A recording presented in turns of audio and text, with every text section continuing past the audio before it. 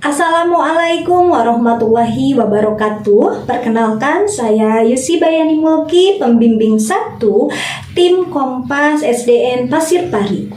Pada kali ini, saya akan kembali mereview salah satu artikel yang ada pada majalah Hibar yang berjudul Sabar. Artikel ini ditulis oleh Bapak Cecep Ihsan Awaludin. Beliau adalah guru PJOK SDN Nagreg 04. Alasan saya membaca artikel ini karena saya merasa bahwa diri saya pun masih memerlukan banyak kesabaran, dan saya merasa diri saya masih setipis tisu kesabarannya. Maka dari itu saya membaca artikel ini supaya lebih memuliakan lagi kesabaran. Isi dari artikel ini adalah seperti yang kita ketahui bahwa sabar adalah menahan diri dari sesuatu yang tidak disukai atau menyakitkan, baik itu musibah, cobaan, atau hawa nafsu, dengan tetap tenang dan tidak tergesa-gesa dalam bereaksi. Sabar merupakan akhlak yang terpuji yang sangat ditekankan dalam Al-Quran dan hadis. Serta sabar ini memiliki banyak sekali keutamaan dan manfaatnya. Nah, di sini nanti ada contoh sabar dalam berbagai situasi. Misalnya, ada sabar dalam menghadapi masalah, kemudian sabar dalam menjalani ketaatan, sabar dalam menghadapi orang lain, kemudian lagi sabar dalam menghadapi situasi yang sulit, kemudian sabar dalam menahan hawa nafsu. Nah, sabar dalam menghadapi musibah, misalnya ketika kita baru saja menghadapi penyakit, atau juga mungkin ada menghadapi kehilangan seseorang, atau pula kita ditimpa masalah yang luar biasa, maka di sini kita harus benar-benar sabar dalam menghadapi musibah tersebut. Karena benar saja, mungkin ketika kita kehilangan ataupun kita menerima penyakit, kalau orang yang tidak sabar, dia akan merasa dirinya itu sampai di sana, dia akan putus asa. Tetapi jika orang yang sabar dalam menghadapi kehilangan, dalam menghadapi penyakit, dia tetap berteguh dan tidak pernah berputus asa, dan dia selalu ingat akan janji-janji dari Allah Subhanahu wa Ta'ala.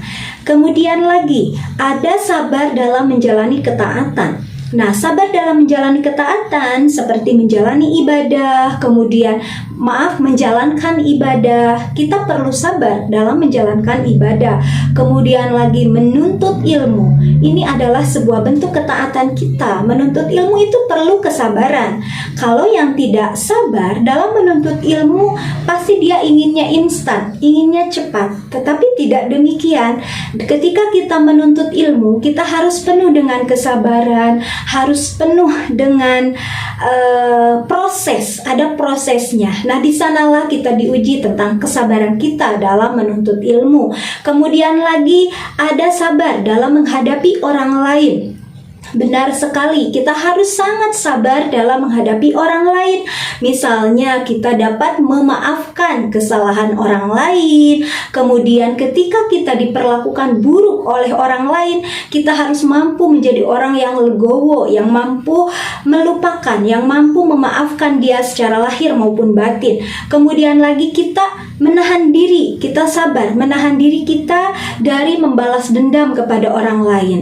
Kita tidak boleh membalas dendam kejahatan orang lain dengan kejahatan, tapi balaslah dengan kebaikan. Nah, begitu, itulah kesabaran. Kemudian lagi kita sabar dalam menghadapi situasi sulit.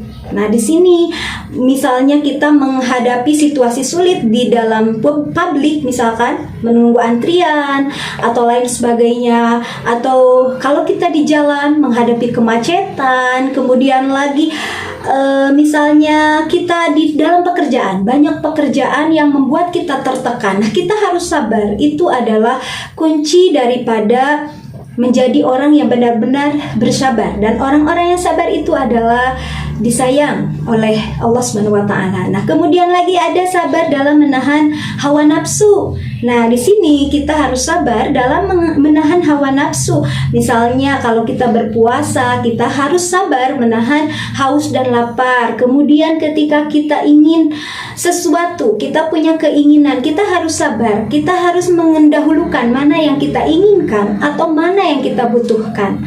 Yang ingin belum tentu yang kita butuhkan, maka dahulukanlah yang kita butuhkan. Kemudian lagi misalnya kita sabar juga dalam menahan hawa nafsu adalah dalam menahan emosi. Nah, emosi kita, ketika kita sedang emosi, kalau orang yang tidak sabar, dia akan menuturkan kata-kata yang kasar. Dia akan mengeluarkan kata-kata yang bisa saja menyakiti hati orang lain. Tetapi dengan sabar, kita bisa menahan dari berbuat atau berkata yang tidak diinginkan. Nah, hikmah dari membaca artikel ini bagi saya, dengan terus bersabar, maka kita harus ingat bahwa Allah akan memberikan kita kebahagiaan, baik itu lahir maupun batin. Dan apabila kita sedikit terkuras kesabaran kita, maka kita harus ingat pada janji-janji Allah dalam Al-Quran surat Al-Baqarah ayat 153, kemudian Quran surat Ali Imran ayat 200, Quran surat Luqman ayat 17, dan Quran surat Al-Jumar ayat 10. Demikian artikel yang saya review pada kali ini. Mohon maaf apabila terdapat banyak kesalahan. Wabillahi taufiq wal hidayah. Wassalamualaikum warahmatullahi wabarakatuh. Salam literasi.